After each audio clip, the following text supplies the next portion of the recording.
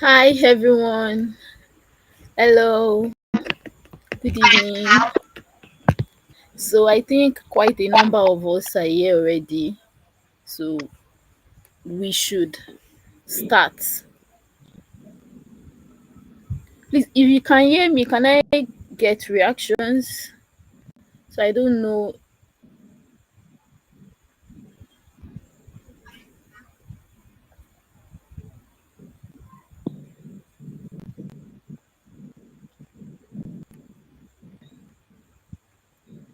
if I'm audible enough. Can I get reactions? Let me be sure that I'm not talking to myself alone. Ah, so I'm trying to also like see what is happening on YouTube. Hi Adetutu Bello. Hi Temitope. Hi Victory. Hi Princess. Hi Usman. Hi Kelvin. Hi Chinyere. Good evening. Good evening. It's so good to have you all here. It's so good to have you all here. So I can see just 25 people on the call out of over 100. So you people will bear me witness, oh. People should not say that I am strict when I start my own. I have just 25 people here out of 120 something. So hi Adiola Gold. Hi Oluwasemilore. Hi Salamat. Hi Blessing. It's so good to have you all here. Thank you for joining. So let's dive right into it. I dropped the course outline in the classroom earlier this week, and basically this week, week one, we'll be talking about the foundations and setup of virtual assistants. So we'll basically just logical. You said you can't hear. Is that true?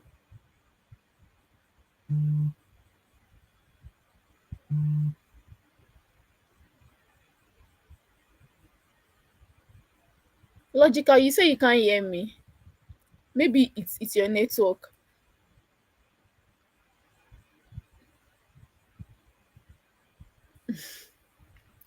Okay, so week one we'll just basically talk about we'll introduce I would introduce you to the virtual assistant industry. That is basically what we'll be talking about. Oh, my slides. Sorry. Let me let me share my screen with you.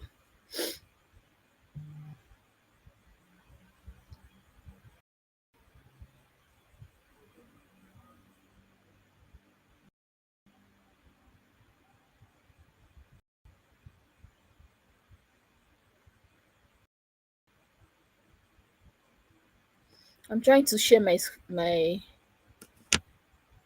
screen.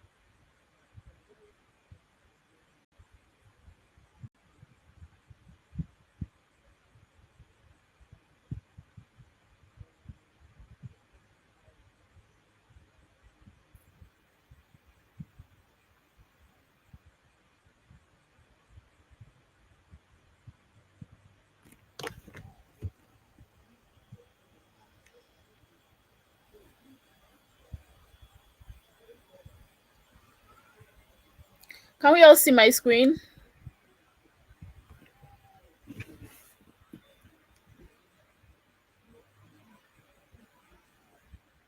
Can we all see my screen?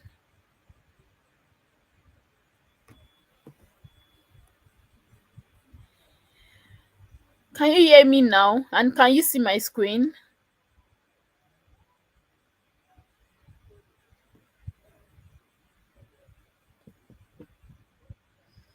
Okay, plates and pallets. Temitope.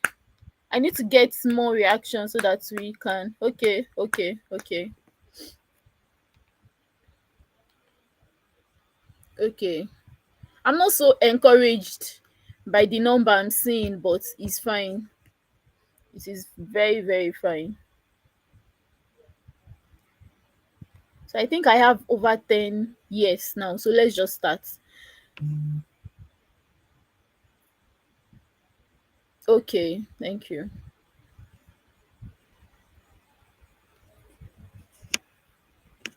So foundations and setup. Welcome to the start of your virtual assistant journey.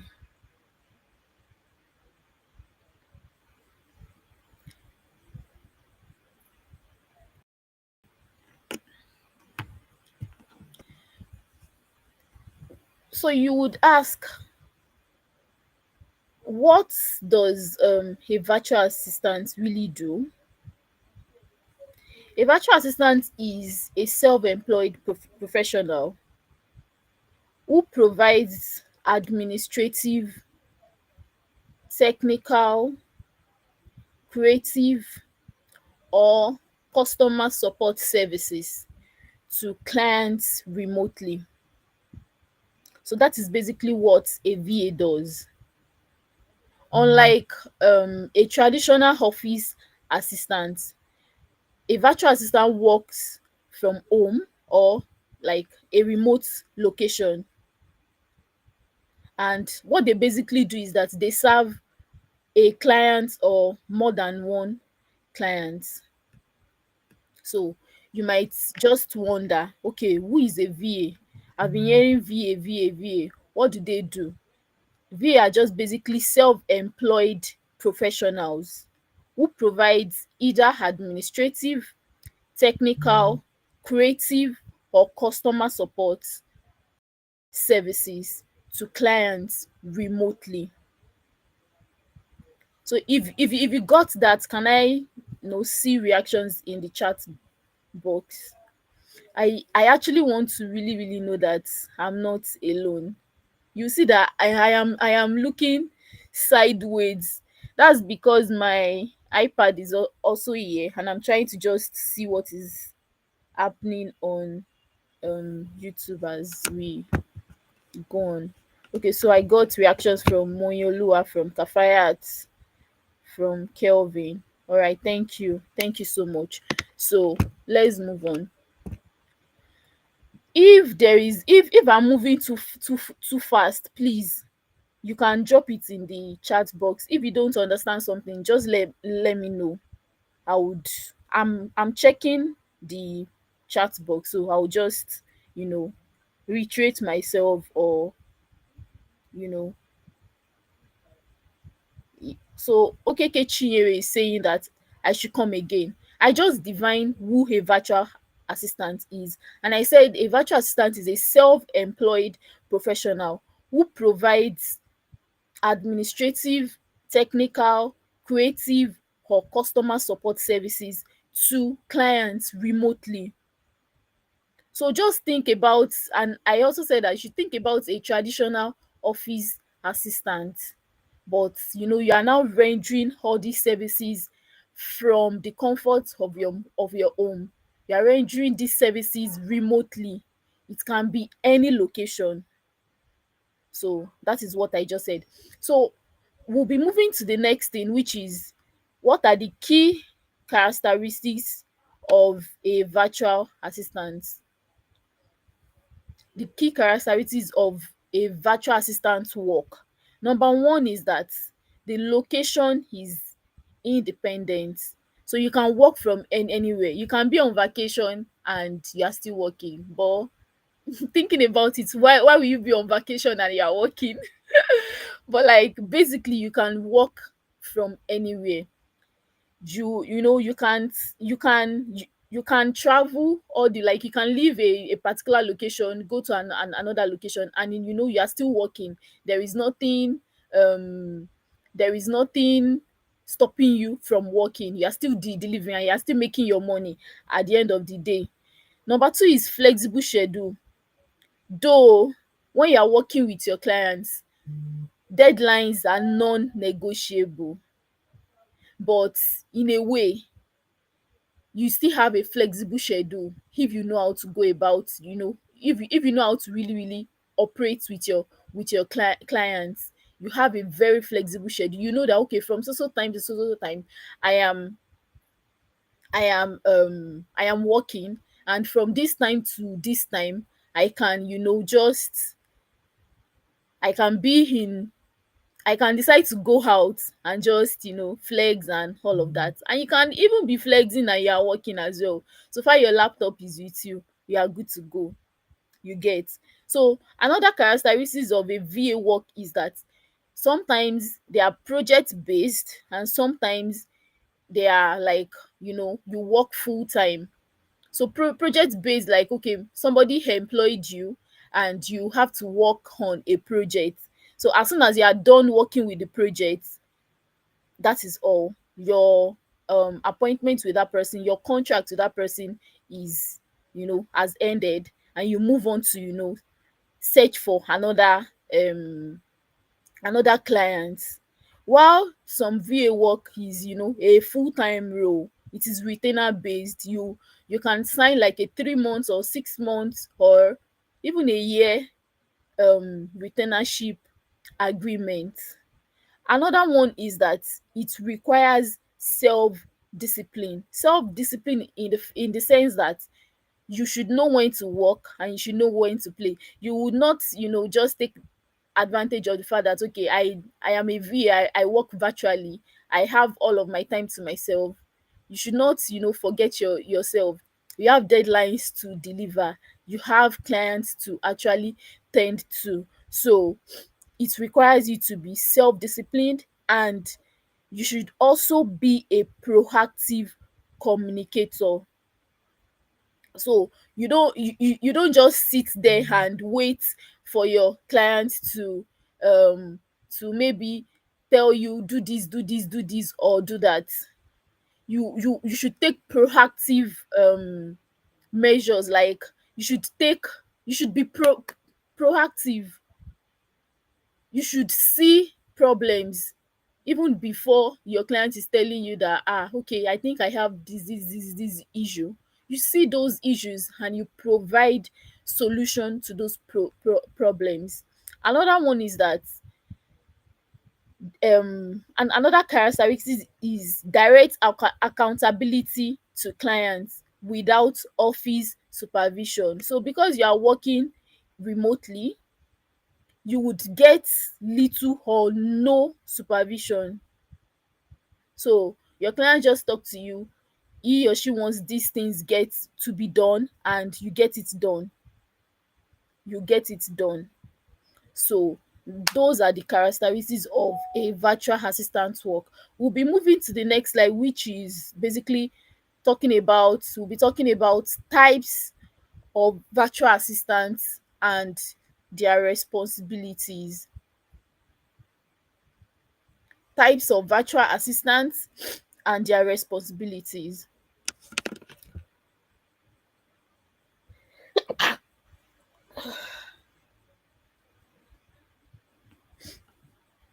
Number one is administrative virtual assistant. Administrative virtual assistant.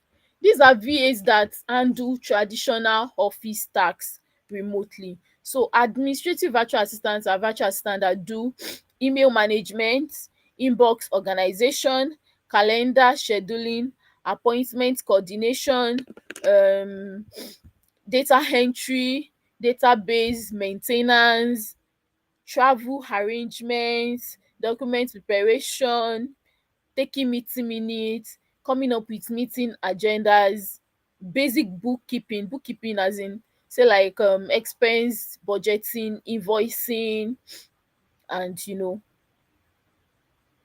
basically admin work.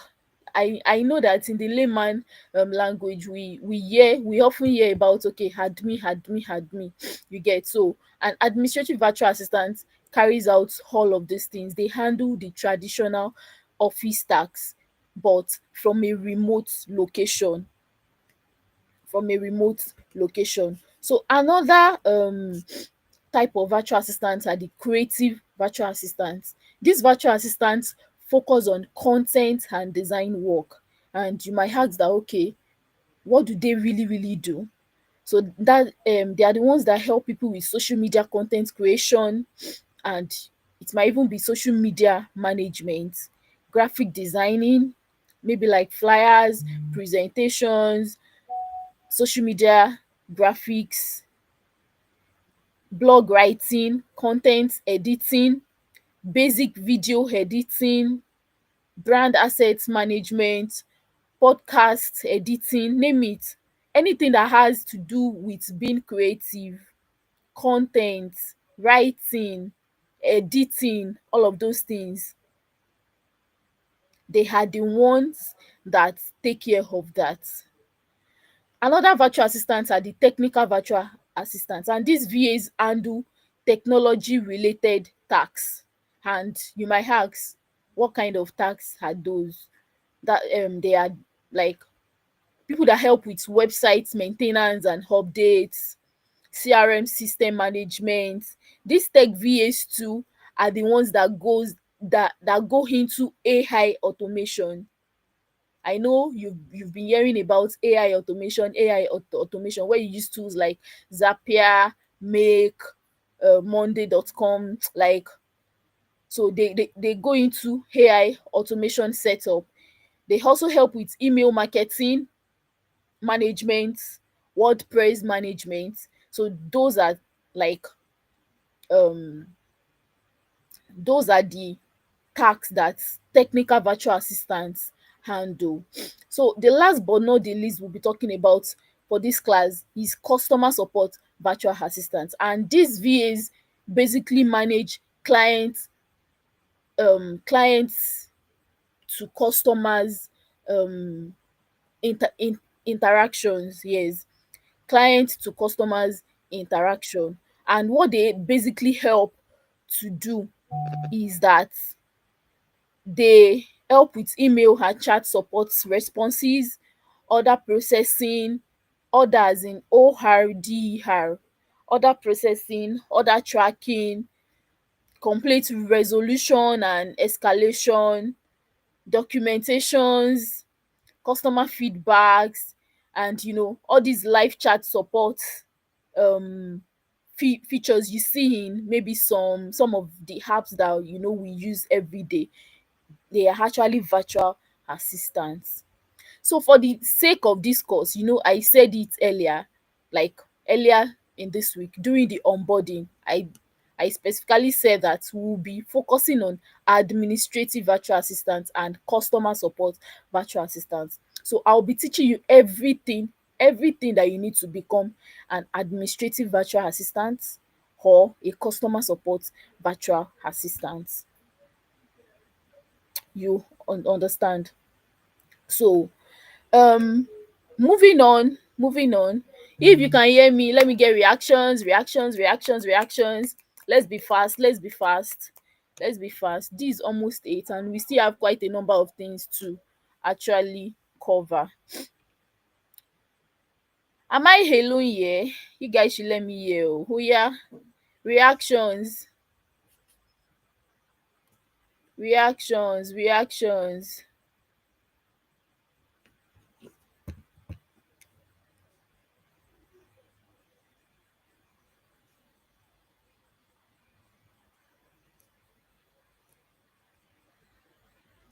Okay.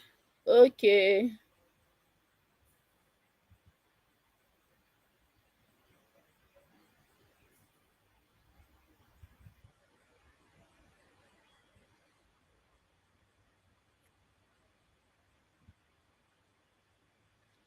All right. Okay.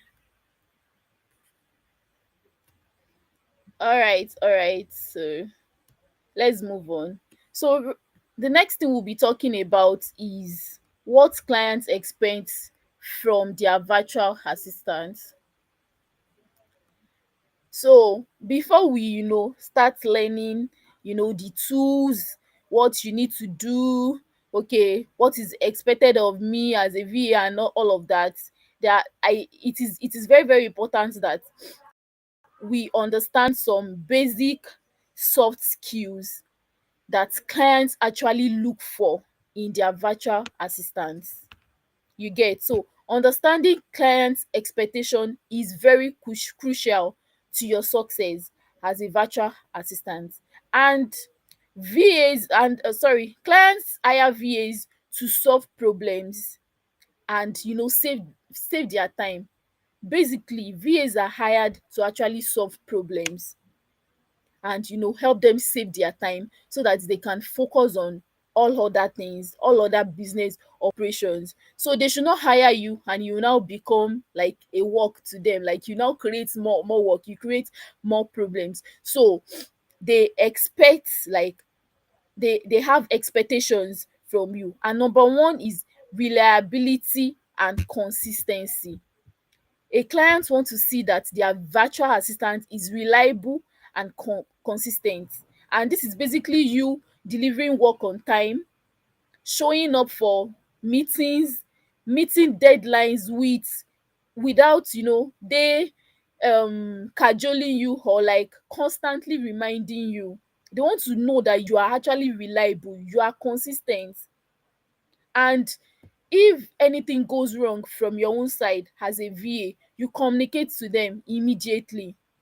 So that's part of you being reliable and being consis ten t. You get? So number one is reliability and consis ten cy. Number two is proactive communication. I think I actually mentioned that earlier. Proactive communication. You don't have to wait to be asked. You don't have to wait to see that, okay, a problem that you have seen is now gradually becoming something that is going to harm your client's business. You provide updates, you provide solution asap. As soon as you have um you've you've seen it, you provide updates, you call the attention of your clients. Oh, this is happening. So you provide updates and you provide solution. Number two is that flag po ten tial issues before they become problems. I have said that as well. If you even like search for the meaning of proactive, it means that you are you are on time. Like, you don't wait till things become a big issue. You already cite it and you profile solution to it asap. And if it is that you need to ask questions, ask clarifying questions from your clients. Don't assume, ask questions, respond to messages. I can remember that I was working with an Indian guy. The guy actually tolerates everything, but he does not like it when I answer him, like when I respond to his message late. As soon as he's dropping the message, he wants me to like, oya, like respond immediately. So respond to messages. Number three is confidentiality and discretion. As a virtual assistant, this is non-negotiable. It is non-negotiable. It is non-negotiable. Can you type non-negotiable in the chat box? As a VA, confidentiality and discretion is non-negotiable. I want to see the people that are following me o. Type non-negotiable in the chat box.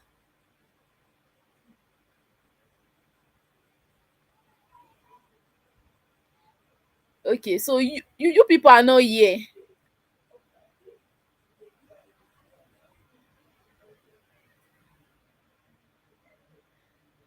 Princess and Salamot, okay, thank you. And that is basically you. Do not discuss your client's business with anybody. Don't discuss your client's business with anybody. Don't share their sensitive informations like maybe a file or their passwords, or anything that is sensitive. Do not share it. Do not share it. And also, you use secure platforms for file sharing. So as a virtual assistant, it's very important that you maintain high confidentiality. Number 4 is professional quality work. Your deliverables should be error free. You should, your attention to details should be like 100%, no negotiation o. 100%. You follow the brand guidelines and instructions, and you also take initiative to improve processes. Thank you everyone. Thank you everyone. Thank you everyone. So the next one is tech savviness. You should be quick to learn new platforms. I saw a tweet, I think 2 days ago or so, and the lady is a virtual assistant, and she was like VAs should actually be paid more, because we learn new tools like we're learning ABCD. Because you can start working with a particular client right now, and the client says, oh, this is the tool I use. Okay, let's take for instance, we have different communication tools. We have Zoom, we have Google Meet, and others. And maybe your client says, oh, I don't like using Zoom, I prefer using Google Meet. But because you use Zoom, you are used to using Zoom, you feel like, no, I don't know how to use Zoom. Oh, no, you will not tell your clients that. So you have to be able to use tools. And even if you don't, you maybe the tools you've been using is not the one the new client wants to use, you should be quick to learn. That is you being a tech savvy. You should be quick to learn. You should be quick to learn. Suggest tools, even suggest tools to your clients. You don't have to do everything manually. There are a lot of automations going on right now, so you have to be able to suggest tools that will improve your clients work, improve their business. You get. The next one is independence.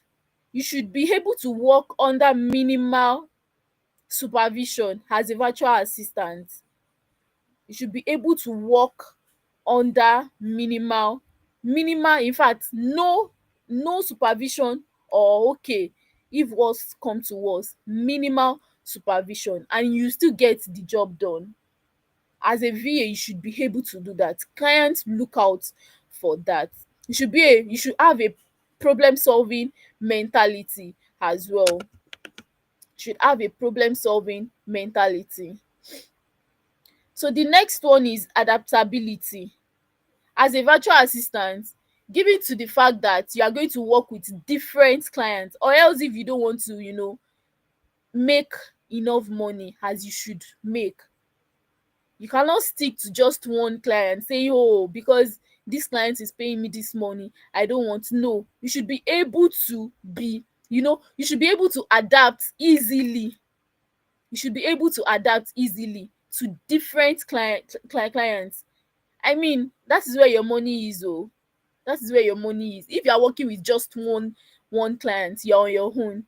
So you should be able to adapt, flexible with changing priorities, open to feedbacks, and willing to, adjust and do multiple projects. I just said that, you know, and you should be comfortable with clients' working style. Not you are not going to have the same clients. You are going to have, people from different walks of life working with you. And you should have the next one is professional boundaries. And that's, you respecting working hours. Don't overstep your role. You are a virtual assistant.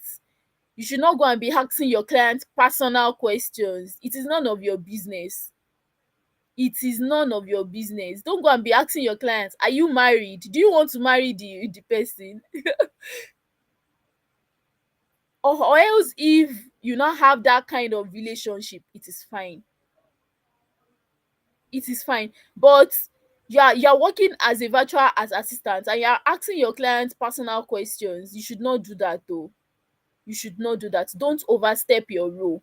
Maintain professional relationships. In fact, you having boundaries is going to help you as well. There's a part of this course where we'd go into boundaries. So be clear about your capacity and your limitation. Don't chew, abi don't take more than you can chew. If it is that, oh, the client wants you to, you know deliver a particular project at a particular time, and you know that it is not, humanly speaking, it is not possible for you to actually complete that task, let them know. And make sure also make sure that it is not that you are being lazy. But you know that there are sometimes that, they give you tasks and obviously you cannot, keep up. Just let the other client know that, no, I will not be able to, submit this client this sorry this tax at this time. Maybe in the next like 2 hours. Maybe you were supposed to submit by 3 p.m. and you are like, oh, 3 p.m. will not work for you, but 6 p.m. will. It's not that you even say sorry, I cannot do it. You tell them 3 p.m. will not work, but I can do 6 p.m. You get. The next one is accountability. Own your own mistake. When you make a mistake, apologize for it, own up to it, provide honest, feedbacks. Oh, this is what happened. Maybe you somebody is saying don't woo your clients. Yes, oh, don't woo your clients. Oh, it is very very important. So we are on accountability. Oluwaseun, warn yourself, don't distract me. Oh. So we are on accountability. And I said you should own to your mistake, provide honest feedbacks, track your time accurately, deliver what you promise. Don't overpromise and underdeliver. There are some of us that I don't know, maybe we just we are too happy that we have job and we say, don't worry, I'll do it. You are over promising and you now go and under deliver. No, a client will not, hear that, oh, you are just starting or you are just learning or what have you. No, they will not hear that. They expect you to be as professional as possible. So let me run through what I've said, like what 10 expectations from you as a virtual assistant. Number one is reliability and consistency. Number two is proactive communication. Number three is confidentiality and discretion. Number four is professional quality work. Number five is tech savviness. Number six is independence. Number seven is adaptability. Number eight is professional boundaries. Number nine is accountability. And number 10, which is the last, is value added mindset. Look for ways to improve. If you start working with a client in month one, by month three there should be drastical change. That is how the clients will know that, oh, this person has this person has added to my business. This person has added to my business.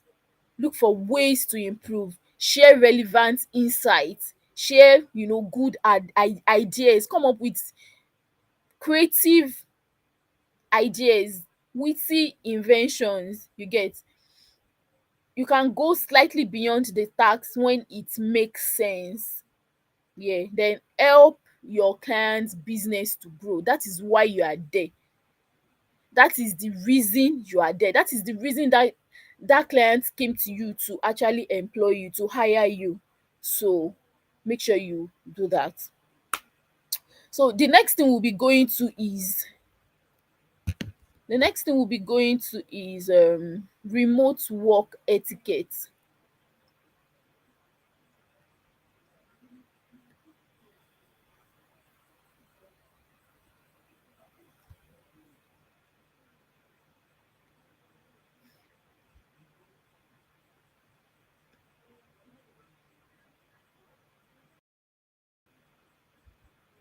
Remote work etiquette.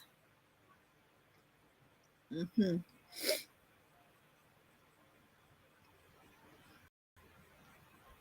Remote work.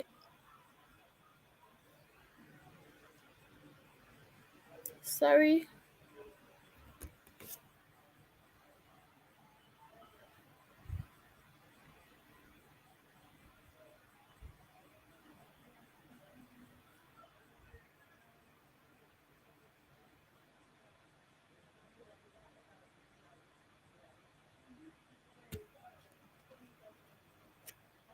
Remote work etiquette.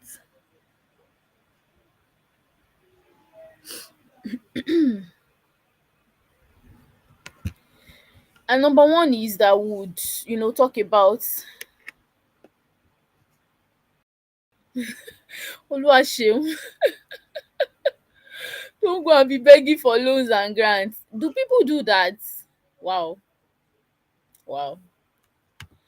So number one is communication etiquette. There are some of us that we feel that because we are working remotely, we can work casually. Professionalism still matters though. Professionalism, it matters a lot. A lot. So while we are communicating, eh, like I mean, what I want to talk about now is communication etiquette. You should set and communicate your working hours clearly. Oh, I work 7 a.m. to 12 p.m. um West African time, or so time to so time. You put your time zone. It's very important that you put your time zone. You get. So you have to set and communicate your working hours clearly. Let that client knows that, okay, this is when I work. Number two is that you should use um video on calls. Use videos on calls. And while you are on, sorry, what I meant was that, like, on video calls, make sure you are also professional. Your professional appearance. You should not just wear one thing that, okay, because I am talking to my clients now, I'll go and wear camisole, or just wear something that is not presentable. No. And always be in a quiet background. Respond to messages promptly during your working hours. You hold that person your working hours. Don't say because you are working virtually they cannot see you, you are not in the same location, you can do whatever that pleases you. No, no, no. Use appropriate channels. So this is dependent on what you and your clients have decided on. You get. So some clients will say, don't call me, message me, chat me, I'm going to reply you. Some clients will say, you can call me. Some will say, don't call me, don't chat me, strictly him emails. So make sure you ask your clients these questions, and you know that you are on the same page. And keep your calendars updated and accurate. There should not be a meeting scheduled for 2 p.m. and you are saying you forgot, or maybe your scheduling was, kind of had a back end issue, error or something, and you could not join the call. No, no, no, no. You should do better. Then virtual meeting etiquette. When there's a time allotted for a meeting to start virtually, ensure that you get like on that call before, like earlier. So let's say 7 p.m., because we Nigerians, I am also included actually. we we Nigerians, we like African time a lot. So as long as um the meeting link has been provided, you have no excuse to join late. Join early, mute when you're not speaking. Some of us will join call, we will see you on the video, you on the audio, we'll be seeing you, we'll be hearing all manner of noises. That is not professional enough. That is not professional. Make sure you have a professional background as well. If you are not okay with, the background you have in your house, you can use most of all these tools provide virtual backgrounds. Like the one I am using presently is a virtual background, so you just use a virtual background. Also, you should minimize distractions. And when you are jumping on a call, make sure you have your like an agenda, like a note of, okay, these are the things I actually want to talk about. It helps you. It is virtual meeting etiquette. And you should dress professionally. At least for the upper part where your clients will be seeing you, you should dress professionally. So that is that about that. Moving on, moving on, moving on. Ah, why is there a trait after? Okay, we're already on traits. So traits of a successful virtual assistant. We're already in lesson 2 right now.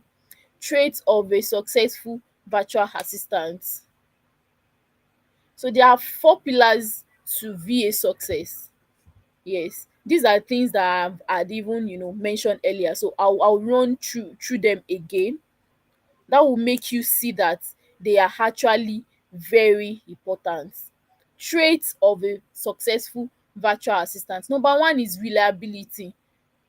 Can I get reactions? Let me know that I'm not alone here. Let me get reactions. Let me get reactions.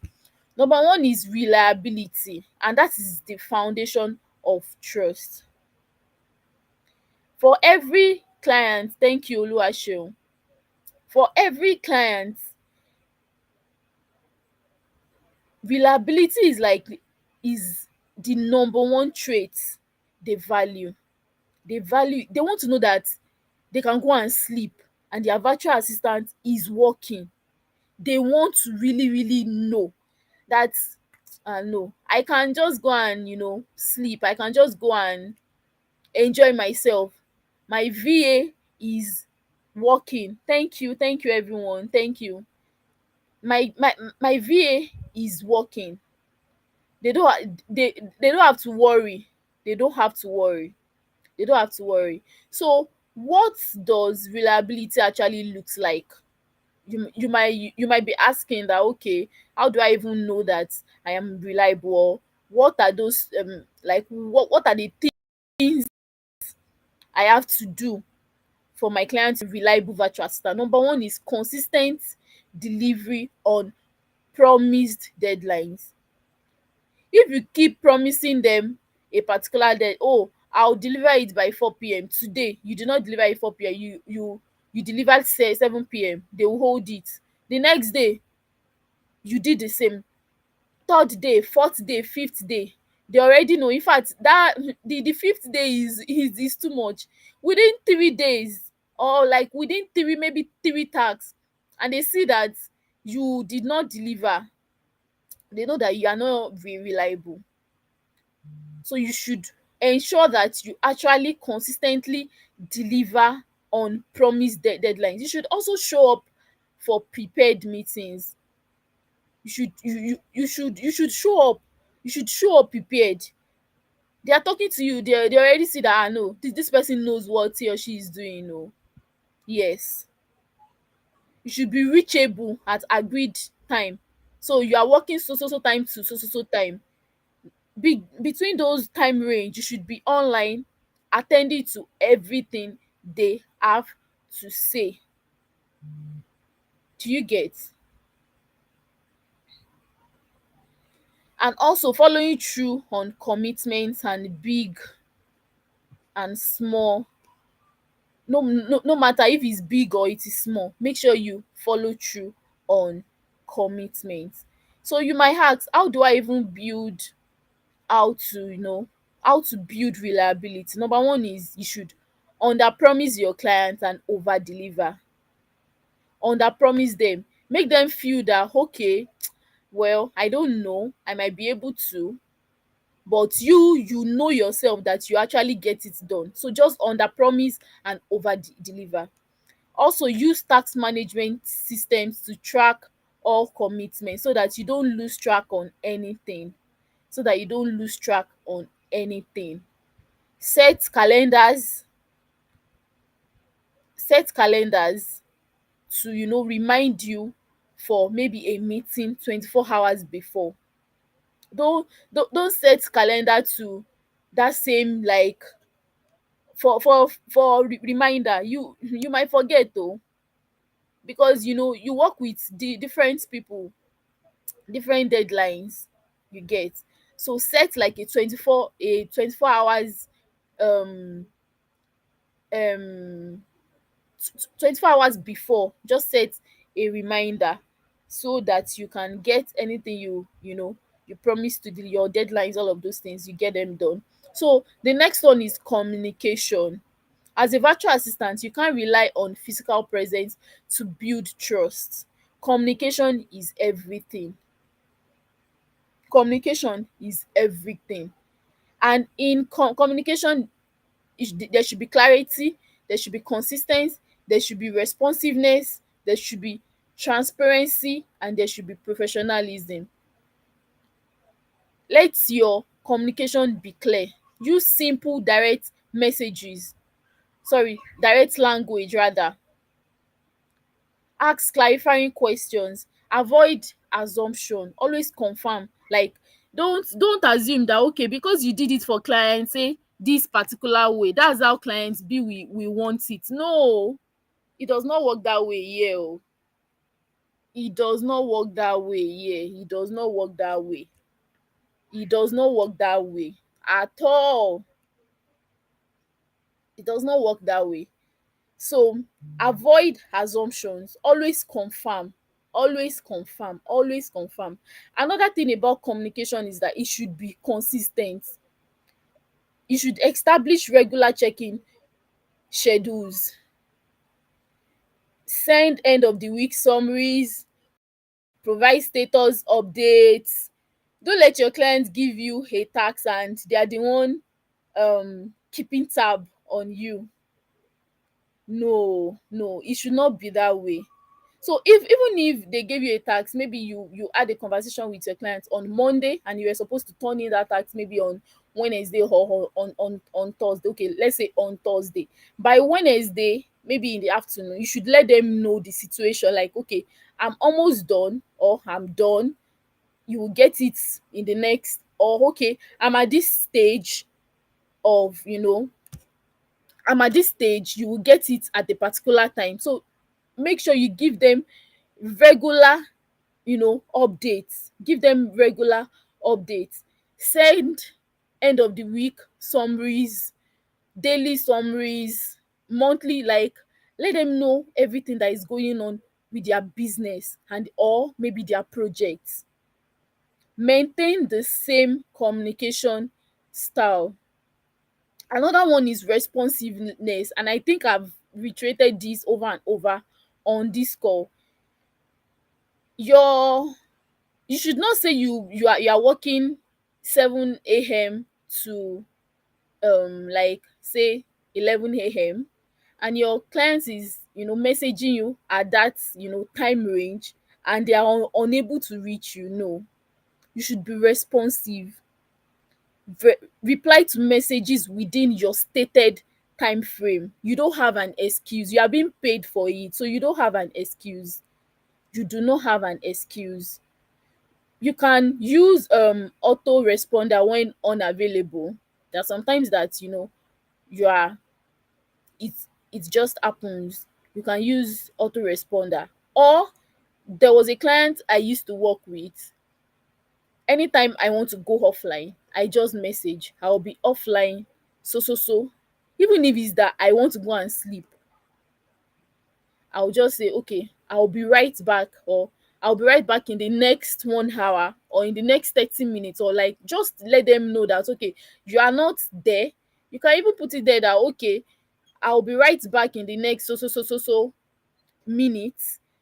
You can drop anything that you would want to do. When I'm back, I will attend to it. You get. The next one is transparency.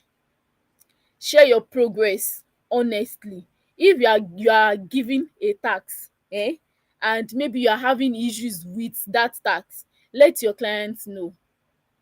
Be transparent. Let them know that, oh, you're having issues with it, oh, or you want them to maybe explain further. Just let them know.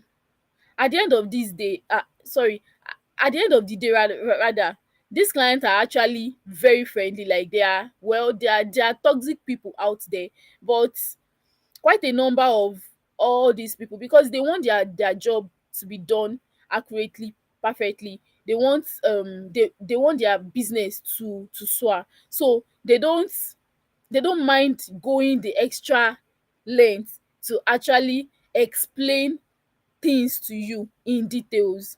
So share your progress, be transparent, provide realistic timeline. Something that will take you maybe like 2 hours, don't say it's going to take you 5 hours. You are doing yourself. You are not doing the clients. You are doing yourself. So the next is professionalism. You should proofread all communication, use appropriate tone for each client, and document important conversations. So the next trait that clients look out for in a virtual assistant is confidentiality. I Oluwaseun, don't don't tell your clients you go to market or to your boyfriend house. Well, you might decide to say that. Just know that as you are going, you have gone. No. Oh my god. So the next trait is confidentiality. And as a virtual assistant, you have access to sensitive business informations, passwords, financial data, private communication, their chats, their emails, all of those things. As a VA, you should be highly confidential. Never discuss your clients' business, anything concerning them. Never discuss it with anybody, including your family. I know some people will say, okay, can't I discuss with my husband? Well, I'll leave you to answer that question. You will not hear it from my mouth. But then you should not discuss your clients' data, business activities, operations, financial data, passwords, anything whatsoever. You should not discuss it with anybody. You should not discuss it with anybody. As a VA, sometimes busy, doing quite a lot of things and all of that. You just jump on a call with a particular client, and maybe the next few minutes you're on a call with another client, and you have to share your screen, all of those things. In order not to share the screen you're not supposed to share, as soon as you are done with a particular thing for a particular client, just close that tab. Just there. I used to tell my students there are no two ways to do it. because you are human. In the first place, you are human, you can't forget, and you just share the wrong, you share the wrong tab with the wrong client. That's you bridging that confidentiality agreement. So as soon as you are done with a particular information for a client, close that tab asap. Close it.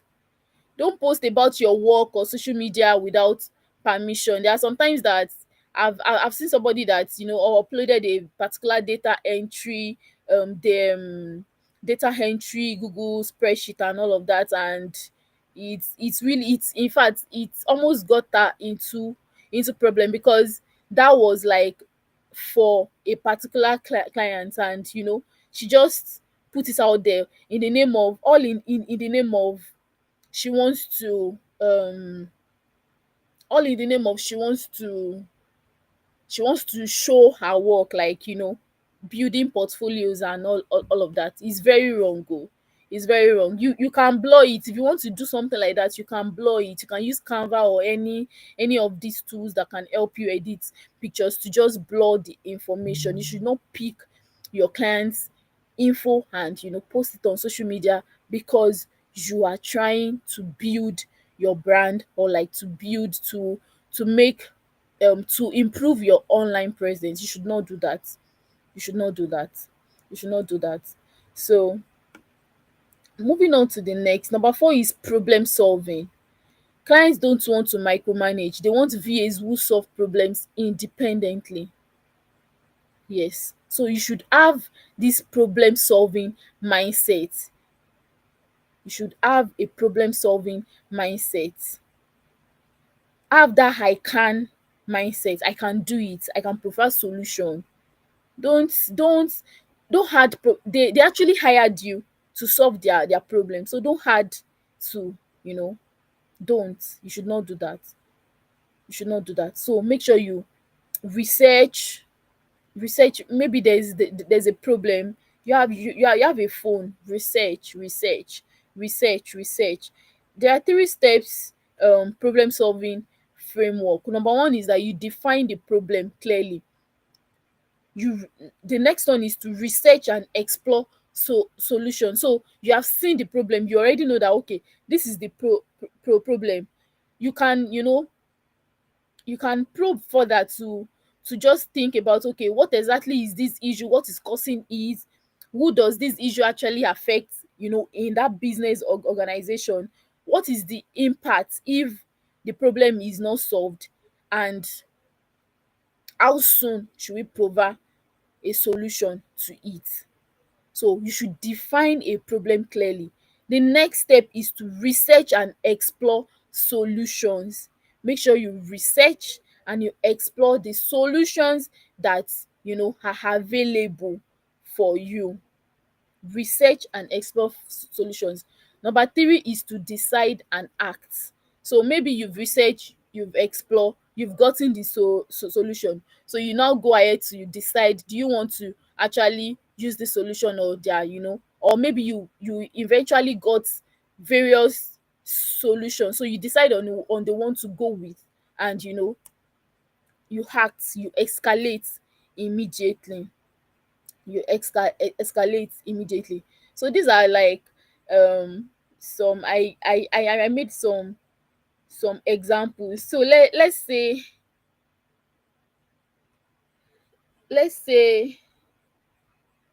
a client gave an unclear instruction. The client gave an unclear instruction. A virtual assistant that is an amateur will say, would guess what the client wants and do it wrongly. I mean, they will not ask questions. So what I'm trying to say, I'm trying to paint a scenario of maybe a client giving an instruction, but obviously the instruction is unclear, you don't understand. So because instead of you to to ensure that you actually deliver exactly what that client need and clarify, you just go ahead to do you know to do something, and you just do it wrongly. and you just do it wrongly, which is not a trait a virtual assistant should have. It is not a trait. So those are the 4 traits a successful VA should have. So can you drop what you've gained so far in the class? Let me see reactions. Let me see comments. What have you learned so far? What have you learned so far? What have you learned so far? What have you learned so far?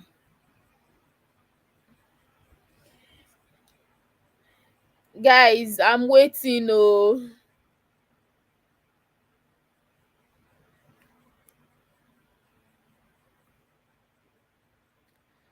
are you guys here?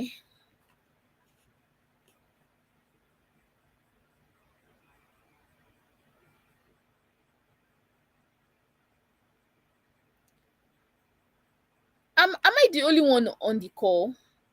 What have you learned so far?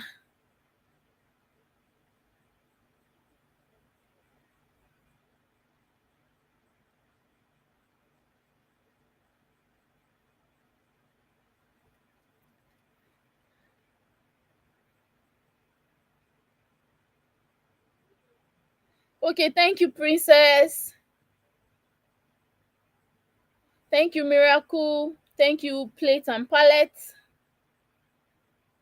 Thank you, Udo. Someone unsure. Thank you, Precious. Thank you, Adiola Gold. Thank you, Miracle. Princess, you said you learned what a VA means. I actually want you to, okay, what does a VA means? It would be nice for you to just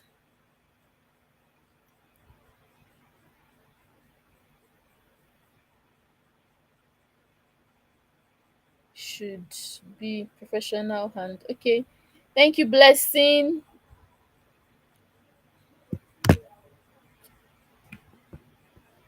Thank you, Blessing. Thank you. Okay, Hudo. Thank you, Esther. Thank you, Bankole. Thank you, Teresa. Okay. Don't share your client's confidential information. Very important.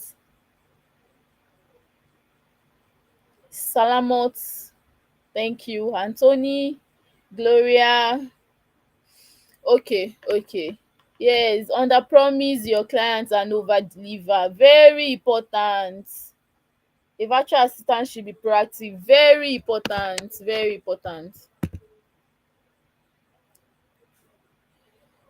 So for this lesson now, the last thing we'll be talking about is daily habits of a professional virtual assistant. Daily habits of a professional virtual assistant. Number one is you should review your schedule. So every morning when you wake up, make sure you check your schedule. Check your schedule. Check your schedule. Okay, what am I doing today? What do I have to do?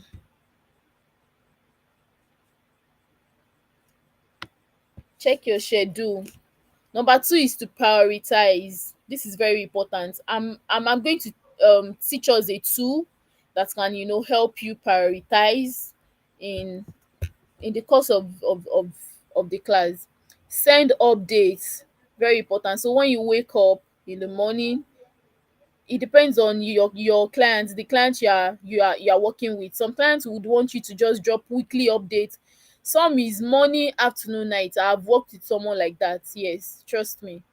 I've worked with a client like that. I drop um updates in the morning. I drop at 12 noon, and I drop at 6 when I'm closing for the day. Some we want just weekly, some want just daily, maybe in the morning or at night. You get?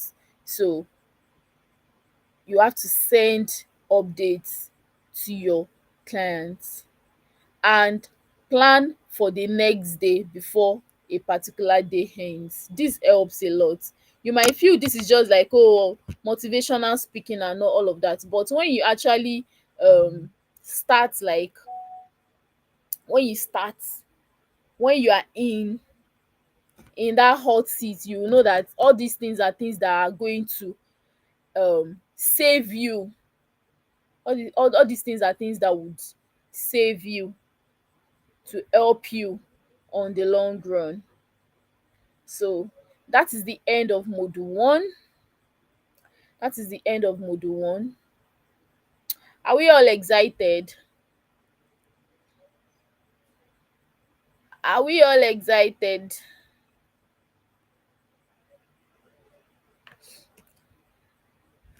So we're gradually entering the deep waters.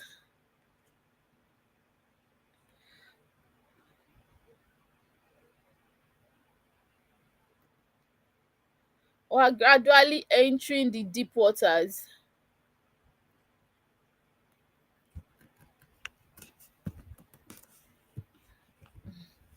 I wanted to shout glory to God. Sorry.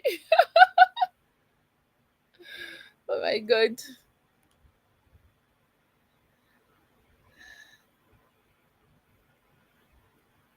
So for this module 2 is more of a practical section. So you would see that, okay, yes, I'm also excited. I'm excited.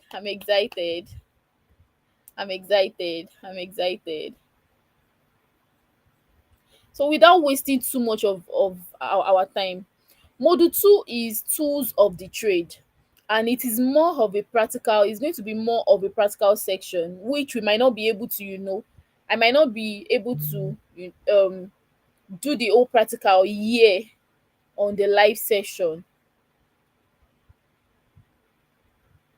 Would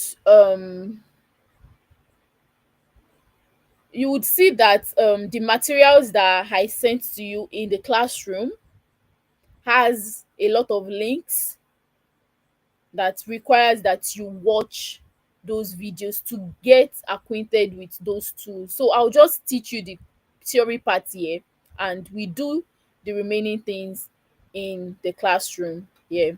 So number one tool that we'll be talking about today is Google Workspace. Google Workspace. Some people call it G Suite. And Google Workspace is the most commonly used um tool for a virtual assistant. In fact, that is the foundation for most virtual assistants. And the Google Workspace has a lot of tools. In Google Workspace, we have Google Drive, we have Google Doc, we have Google Spreadsheet, we have Google Form. Who else can mention any I have not mentioned? Can someone mention?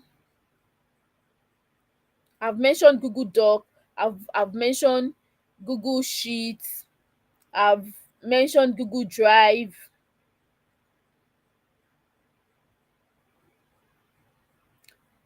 What else? There is Gmail. Since you people are not answering me, so let me just answer my question.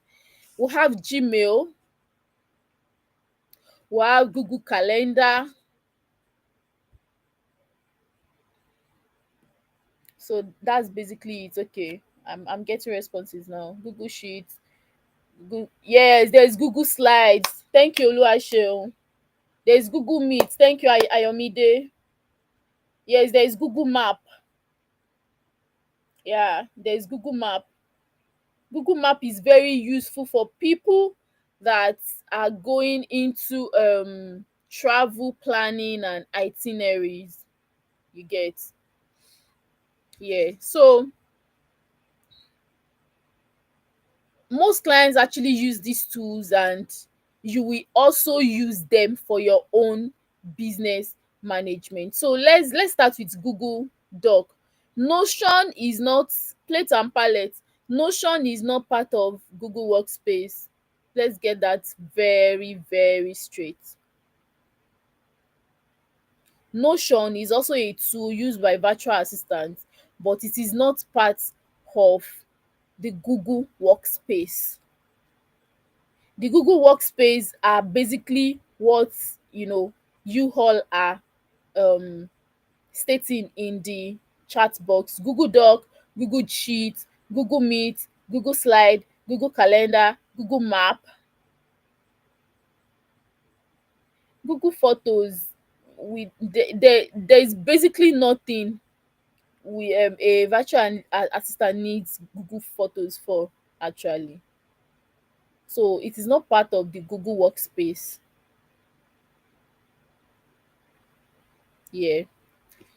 So number one, the first one we would be talking about is Google Documents, and its core purpose is basically document creation and editing, collaborative writing and editing, meeting minutes and notes, standard operating procedure. It's just basically to it is used to create documents. It is used to create documents. So let's say you want to create a client report, or you want to write a proposal, you want to write a note, like you want to take a meeting note. Google Doc is your go-to person. Sorry, go-to tool rather. And it has very sweet features. Sweet features in the sense that when there is a document on Google Doc, you don't have to download, now send to somebody or something. There's a way you can on share with someone their email. All you need is to get their email. And if it is that you want um another way to do that is to copy the link. So you can just copy the link, send to them. They get access to that.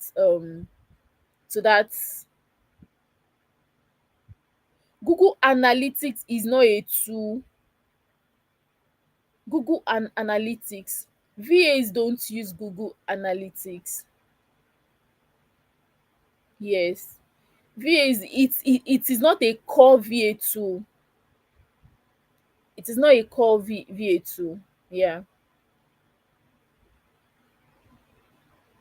So that's basically it about Google Doc. When you watch, there's a video on my channel. I actually copied the link and sent to the classroom. It will help you with visualizing everything that I'm actually talking about. And of course, I will still be here to walk you through. The next tool is Google Sheets. And what you use Google Sheets is for that data organization and tracking, contact database, content calendar, project tracking, budgets and expense management, time logs, and invoice records. So the key features on Google Sheets are, you can filter data, you can sort data, you can add basic formulas. Oluwaseun said, I don't know if he's he or she. You said you've watched it. Yes, I want everybody to actually watch that video, because it will help you. That was even why I sent it earlier. It will help you to actually understand everything that we're talking about here. Everything you need to understand about Google Workspace is there. Even other tools that we'll still talk about here, like Slack, like Trello, it is on that same tutorial. You get. So you can import or export data with Google Sheets. You can format, you can add columns, remove columns. So that is what Google Sheets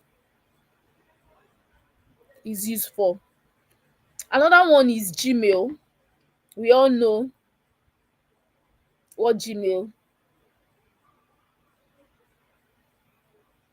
we all know what Gmail is used for. It's just a professional email management tool. So it helps you with clients communication, professional correspondence, scheduling and coordination, file sharing, file attachment, task management, integrations, and there are a lot of features that make it very easy for you to use Gmail, and that is features like labeling, features like filtering, schedule, send. Yes, you know the way you schedule on your social media platform, you can also schedule on email, on Gmail rather. You can integrate tasks and calendars. Then we have Google Calendar, where that's like a major thing you should know how to use as a virtual assistant, because that is where all your scheduling happens.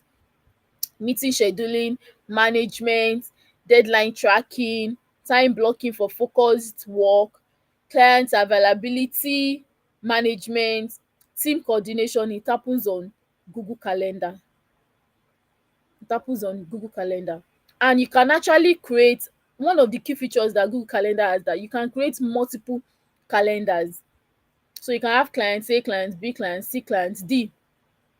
You can have, and you create separate calendars for all of them. Another sweet thing that I really really love about Google Calendar is color coding. Oh, I love it. Color coding is just that, it's just basically you um assigning a particular color to a particular task, or like a particular reminder. So let's say you are going to a place, so place, and you put it there, you can put a color green. For the next one, it can be a color blue. So it makes your calendar very very beautiful to see, like it's even attractive. Think about you screenshotting something like that, and you are putting it as a portfolio. The client will not even hesitate to employ you to help them with their calendar management. You get. On Google Calendar as well, you um it helps you with your time zone management. Yes, it helps you with event reminders and notifications. The next one is Google Drive. I love Google Drive as well. And you all should note that most of these tools are actually integrated into themselves. So on Google Drive, you see Google Map, you see Google Doc, Google Sheets, Google Form, all of those things. On Google Doc, you are going to, like, they are integrated into each other, so you can use one in one. Like, so it just makes your work seamless. It makes your work very very seamless. So Google Drive is a cloud based file management system. Yes, you have a centralized file storage, client file organization, secure file sharing, backup and access from anywhere, team collaboration on files. You just, you can create folders, you can create, it just helps you to organize your documents in a particular place, and you don't have to worry about, oh, it will get lost or any. No. So your client's file, data, everything is secure is secure. So that is that about Google Drive. That's that about Google Drive. There is also Microsoft Office, but because Microsoft is not free, well, I don't know about any other person, but I've not been able to use Microsoft Office for like a very, because it keeps asking me for product key, something. So I'm just team Google Workspace.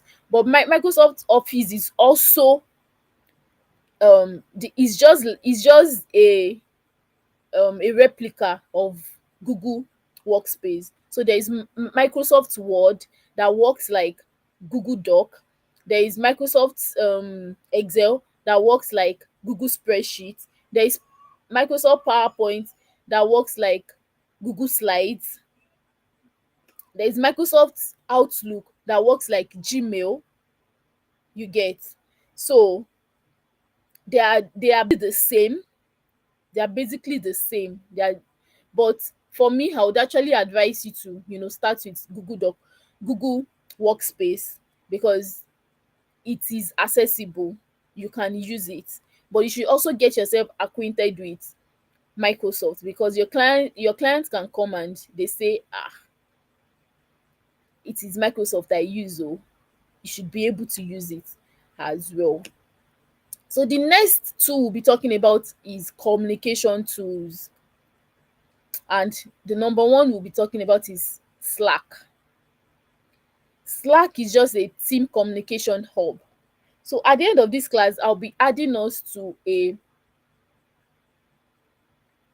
okay, somebody is saying Google Doc is better because it has different formats. Your opinion? Well, for me too, well, I use Microsoft quite well, but because of the product key thing, I just left it aside. So most times when my clients want to use it, you know I have access, they give me access to their own, so that is how I get to use. But for my own personal, my coaching academy, my own personal things, I use Google Workspace. So just get yourself acquainted with both. Yeah. So back to what we're saying, Slack is a team communication hub. It's a team communication hub. And I said that at the end of this class, I would drop the link to the Slack workspace for this particular course, just to get ourselves acquainted to what Slack looks like. So Slack is a business messaging platform that replaces email for internal team communication. It is organized into channels for different topics. So when we actually move to Slack, I would show us, we are going to practicalize it, and I really need you people to to be on the same page with me. So for Slack, there are different channels where group discussions happen. You can send a direct message. You can there's also the thread feature, like Twitter thread. You can mention people, like you just how you mention people online now. So we'll go into that immediately after this um after this live session now. So we also have Zoom. Zoom is a video conferencing tool, just like Google Meet. But in a way, I like Zoom. It's just that for the free version, Zoom does not the time duration is 40 minutes for the free version. But if you can afford the paid version, of course your clients, if they want to have maybe a a meeting that would involve quite a number of people, and they will need to record and all of that, they would subscribe. Yeah. So is very good for recording. When you're in a meeting, you record and all of that. I've not really Google Meets is still coming up in that area. Actually, it's still coming up. So you should get yourself acquainted with both, because clients will come with their own preference, and you have to be able to dance to their tune. You have to be able to dance to their tune. So then there is also Microsoft Teams. Well, these are core tools that companies use. So when you are working with a client, they come with what they use, and you should be able to actually adapt. We said it, that a part of the traits that a virtual assistant should have is they should be able to adapt. So you should be able to adapt to any tool that your client comes with. And most times the features in these tools are quite similar. They just have little differences, you get. So you should be able to adapt to it. Teams is just like it's just like um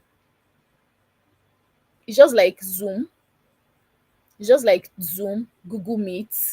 It's just basically to communicate. It is similar to Slack as well. So it's just basically to communicate. So the next The next thing that we'll be talking about now, we've spoken about productivity suits. So we would also talk about project management tools. Project management tools. As a virtual assistant, you are juggling with multiple tasks with different needs. You have dozens of tasks with varying deadlines. You have different project types and workflows. You have communication across different time zones. You now have your own business administration. Your brain cannot possibly hold all of this information. This is where project management comes in. So you need a project management to be your external brain and accountability system. So what these tools provide is, number one, visibility. You see all your commitment in one, like you see everything that you have to do at a glance in one place. You see them all. Organization, dey help you to structure all your chaos into manageable pieces. Dey also help you stay accountable. It's easy for you to track what you have committed yourself to. Dey also help you to collaborate. On most of the project management tools, you get to collaborate with different people. You get to collaborate with different people on your team. You don't have to pick your phone and be calling the person before the person sees you. All you need to do is just to tag them and vim. And with project management tools, there is nothing like lost file or anything. No, it is intact. It is cloud based, so it is intact. And what obviously your client will also be in the workspace, and it's just very easy for them to see what you have accomplished. They don't have to keep calling you or keep checking up on you before they get to see what you have accomplished. So we have different types of project management tools. There are some that they are board based. Board based in the sense that they are what's this word now? I'm trying to I wanted to remember it the other time too. It's keeping my their interface. Yes, their interface is board based. So for Trello now, it is a board based project management tools, and that's basically it. It has this card kind of feature. So your to do, your done, your in progress, and all of that, they are in a board, like a imagine all these notice board in our traditional offices and all of that. And they just place the small sticky note or something. Imagine how that is on like a digital school tool. So that is what a board based project management tool look like. Then there is a list base, and that is how Asana is. For me, I'm not really a fan of Asana, but I know how to use Asana. So you should also know how to use Asana. You get, you should also know how to use Asana. Then there is all in one, which is ClickUp. ClickUp is the one would actually pay so much attention to in this class, because we said as a virtual assistant you should be tech savvy, and being tech savvy means that you are quick to learn new tools. I'm not saying ClickUp is new, but people are really really tilting towards ClickUp right now, so you should also do that. So for ClickUp has everything in it. It has every, like, you want to you want to manage your it has documents, it has all of those things, everything embedded in it. Then you can also use Notion as a project management tool. Notion is document based, so you know put your database, your notes, and all of that. So what are the strengths, like why it is very very good for you to learn this project management tools? Because number one, it is great for simple linear workflow. It is great for simple linear workflow. And they have free version that you can use, so you don't have an excuse. It is excellent for content calendar. They have mobile apps, so you can just download it and it is on your phone, you are good to go. You get? So they are really really easy to use. They are very, even if you are a beginner, that you are a beginner, just sit down with it and boom, you are good to go. Is okay. In my notes, I put it is best for VA beginners, personal tax management, content planning, simple client workflows, and visual thinkers. So that will be the end of today's class. That will be the end of today's class. I'm so happy that we are still on time. I actually wanted us to spend 2 hours. So right now I will be taking questions before we move to the classroom. There are still some things I want to drop on the classroom this night. So let's entertain questions. Questions, please. Questions, please.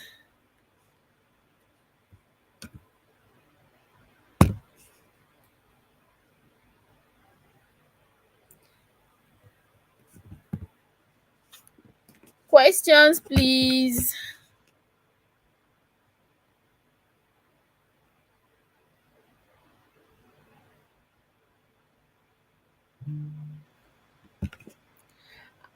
Am I the only one here?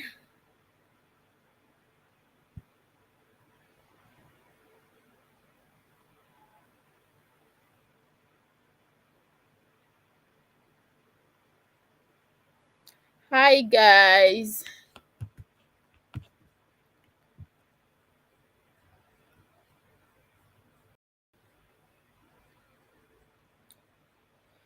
Okay, I'm with you. You have a question. Can you type?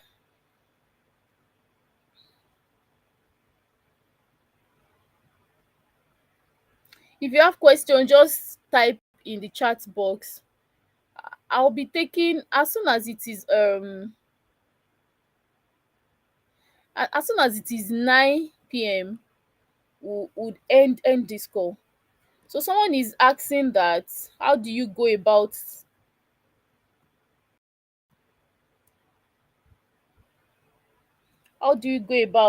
the assignment? Do we need a laptop or we can make do with our phone?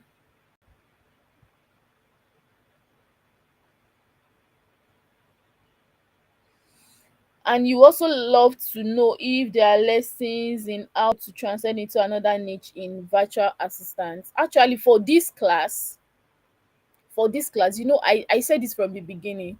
I can't possibly teach all the VA niches in 3 weeks. So that is why I decided to just concentrate on two. So if you would want to learn others, I'm afraid you would have to enroll. If maybe you are not interested in the ones I maybe you are not for a beginner, you should make do with administrative VA and customer support. Gain relevant experience in it, then you transcend to another niche. So if you would love to actually learn others, mm, you would have to enroll for my course to do that. Then you said, how do we go about assignments? Well, you should be able to use your phone with these assignments. They are still not something you can't do on your phone. You can use your phone, and if you have a laptop, good for you.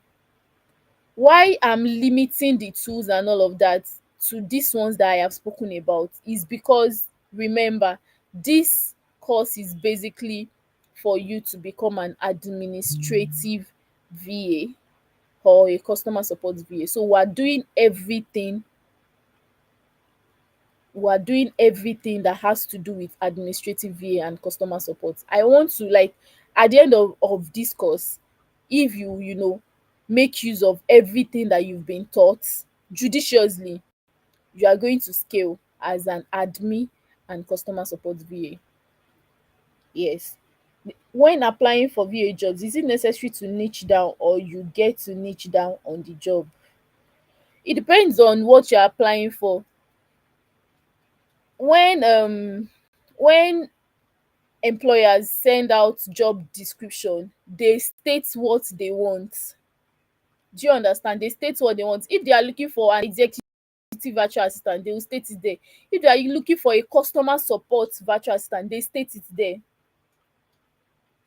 So it is what your it is what the proposed your prospective what's it called, employer wants. That is that's the job description they are going to put out. Please, as a VA, what do you add to your portfolio? You add all your work samples to your portfolio. You are a good teacher. Thank you so much, Chinyere. Is having laptop a must or phone is enough to learn VA skills? You can actually learn on your phone, but when you start working, you need a laptop. Oh. You need a laptop. I used to tell my students that you need a laptop. You can still rugged learning VA virtual assistant with your phone, but when you start working, you need a laptop. You said, is the life going to be safe? That question, let me go and think about it. Yes, yes. So I can't answer that for now. As a virtual assistant, can I use my phone for the remote work? You cannot use your phone for remote work. Oh, let me bring my phone closer so that, sorry, my iPad, so that the way I'm stretching my neck. You can't use your phone. You can't use your phone. You need a laptop. What tools do you use for lead generation? This class is not for lead generation. This class is not for lead generation. As a virtual assistant, can I, okay. Please, must one master all the tools or pick one from each? You cannot pick one, no. You that was what I explained. You can't pick one, no. Because you might work with clients one today, and the the client is, that was when I made example of Google Meet and Zoom. So let's say client one uses Google Meet a lot. That is what they use, and you just land a new client, and the client is saying that they are using Google Meet. You have to, don't even let it come out from your mouth that, sorry, I don't know how to use Google. No, no, no, no, no. So you have to learn. You have to learn. You have to learn. You have to learn. It is very, very important. Being a virtual assistant is you committing yourself to learning daily. You commit yourself to learning new tools, especially tools. Commit yourself to learning new tools daily. Is it a must we master all these two before we start working as a VA? You will learn on the job, but have an idea. Yes. Your if you don't have an idea, when your client eventually asks you, oh, this about a particular tool, you are just looking, boom, you won't be able to. So please, you are going to need to actually, even if you don't know them in total, have an idea about them, and have one that you are really, really good at. I just want to get a clarification about usage of project management tool. Can ClickUp alone be used without Asana and Notion? ClickUp can be used without Asana and Trello, but Notion is like is something that is a tool that you should know as a VA. No negotiation, because in this age and time sef, people are now tilting towards using Notion and all. But for ClickUp, you can still use ClickUp to substitute Asana and Trello. But as I have said, make sure you know how to use these tools. Have an idea. You don't know who you are going to land in the next how many, in your VA journey. Where are we sending our assignments to? It will be on the classroom. Are there tools to to effectively track changes in time zones to keep up with clients. Yes, now there are, you can use your Google Calendar. There is also Clockify. Yes, it's a bit the same as remote executive assistant. As long as it is remote, you are a virtual assistant. As long as it is remote and it is an assistant, you are a virtual assistant. You get. Adam Toms, you say we have a lot of things. I don't really understand that. Thank you for such a super class. Thank you so much, guys. I would love to be a health